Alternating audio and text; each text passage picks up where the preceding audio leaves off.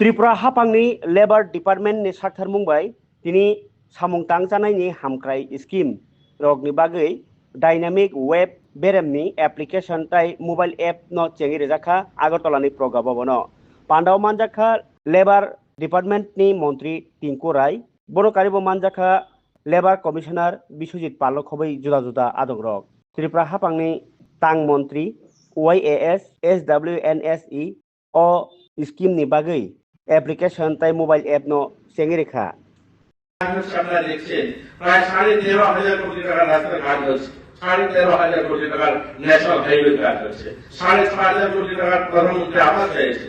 তো এই বিশাল সংখ্যা বিশাল পরিমাণে টাকার কাজ হচ্ছে কিন্তু আমরা সেই পরিমাণ শ্রমিকদের তো দেখতে পাই না আমাদের নির্মাণ শ্রমিক বলে।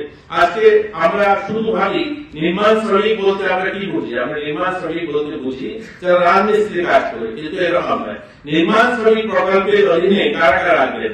রাজমিস্ত্রি আসবেন, যোগালী আসবেন, রাজমিস্ত্রি যোগালী যারা, প্লাম্বাররা আসবেন, ইলেকট্রিশিয়ানরা আসবেন, টাইল মিস্ত্রিরা আসবেন, পেইন্টাররা আসবেন, এই সবাই কিন্তু এই সুবিধাটা নিতে পারে, কিন্তু আমরা এই সংখ্যাটা দেখি না। আমাদের এখন পর্যন্ত 40,000-এর কাছাকাছি অ্যাক্টিভ যারা আমাদের নির্মাণ শ্রমিক রয়েছে।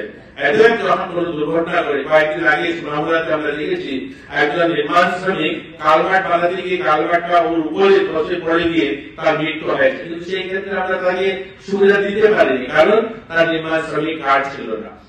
আপনাদেরকে আমরা ডাকার উদ্দেশ্য হচ্ছে যারা আজকে এখানে আমাদের জনপ্রতিনিধিরা আসছেন, আপনাদের কাছে আবেদন থাকবে আপনারা এই সরকারি সুবিধাটা প্রত্যেকটা মানুষের কাছে যেন পৌঁছায় সেই কাজ আপনারা করবেন।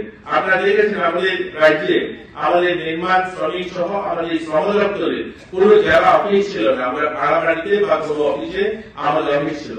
বর্তমান সময় দুটো অফিস আমরা শুরু করছি। কৈলাস শহরে আমরা একটা জেলা কার্যালয়ের জন্য অলরেডি তার ফাউন্ডেশন হয়ে গেছে, সেখানে কাজ শুরু হয়েছে। আজকে আপনারা দেখলেন বেলুড়িয়া শহরে আমরা দক্ষিণ জেলায় করছি। এবছর অর্থাৎ 26-27 অর্থ বছর এখানে আমরা গোমতী জেলায় আমরা নতুন অফিস করার জন্য পরিকল্পনা রাখা হয়েছে এবং কয়েক জেলার নতুন অফিস করার পরিকল্পনা রাখা হয়েছে।